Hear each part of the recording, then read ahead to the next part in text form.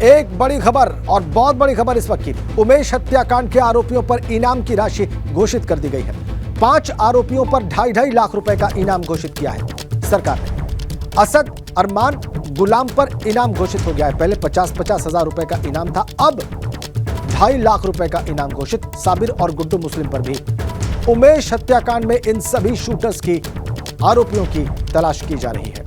अब इनाम की राशि बढ़ाकर 2.5 लाख रुपए प्रति आरोपी कर दी गई है। 50,000 रुपए शुरुआत में थी, इसे बढ़ाने का प्रस्ताव शासन को भेजा गया था, अब ये बढ़ा दी गई है। और ज्यादा जानकारी देंगे विवेक त्रिपाठी, हमारे संवाददाता हमारे साथ जुड़ चुके हैं। विवेक, क्या जानकारी मिल रही है आपको?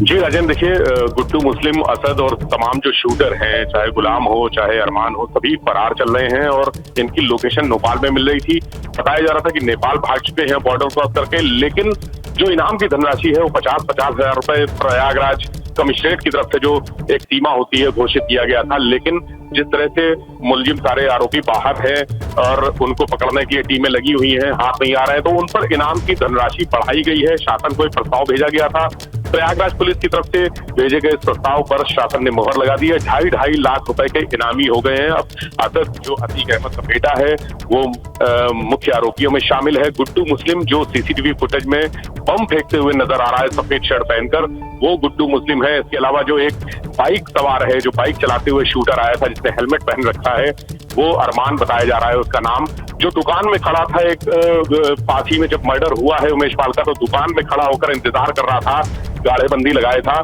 उसका नाम गुलाम है और वो हार्डकोर क्रिमिनल है। इन सब सारे आरोपियों पर जिनकी पहचान हो चुकी है, उन पर इनाम बढ़ा दिया गया है और कोशिश ये है कि जल्द से जल्द इन 5 को हिरासत में ले लिया जाए, गिरफ्तार कर लिया जाए। कोशिश जारी है, चूंकि लोकेशन असद और गुड्डू मुस्लिम की लोकेशन नेपाल में मिल रही थी। बिहार के कुछ माफियाओं की मदद से बताया जा रहा है कि नेपाल भाग चुके हैं, ये लोग बॉर्डर क्रॉस कर चुके हैं, तो वहां पर जो औपचारिकताएं होती हैं वो पूरी की जा रही हैं कि उनका जो बिहार के माफियाओं से पूछताछ, इंटरोगेशन चल रहा है। इसके अलावा उत्तर प्रदेश में जो लखनऊ में बीते दिनों दबिश पड़ी थी, एसटीएफ ने रेड की थी, उसमें जो सलीम, रुस्तम और सोहराब जो सीरियल किलर थे, उनके कुछ लोगों को उठाया था, उनसे भी पूछताछ चल रही है, बातचीत चल रही है।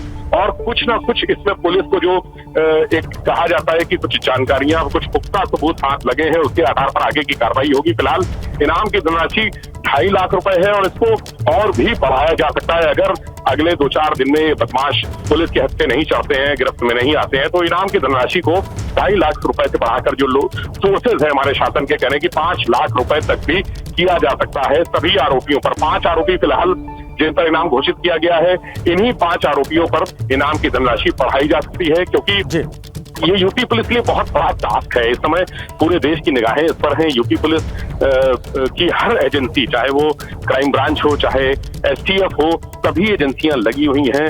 बॉर्डर पार का भी मामला जा चुका है, तो अन्य एजेंसियां भी, जो केंद्रीय एजेंसियां हैं, वो भी इसमें हस्तक्षेप कर सकती हैं, बीच में आ सकती हैं, इन्वॉल्वमेंट उनका भी हो सकता है, ऐसी संभावना जताई जा रही है। जो अधिकारी हैं यहाँ लखनऊ में बैठे हुए लोग, में जो बैठते हैं गृह विभाग के अधिकारी, उन्होंने कुछ लोगों से बात भी की है, केंद्रीय एजेंसियों को भी लगाया जा सकता है। जी राज, बहुत धन्यवाद आपका विवेक, बड़ी जानकारी आपने दी। 5 आरोपियों पर 2.5 लाख रुपए प्रति आरोपी इनाम घोषित। पहले 50,000 रुपए की इनामी राशि घोषित थी, अब बढ़ाकर 2.5 लाख रुपए कर दिया गया है।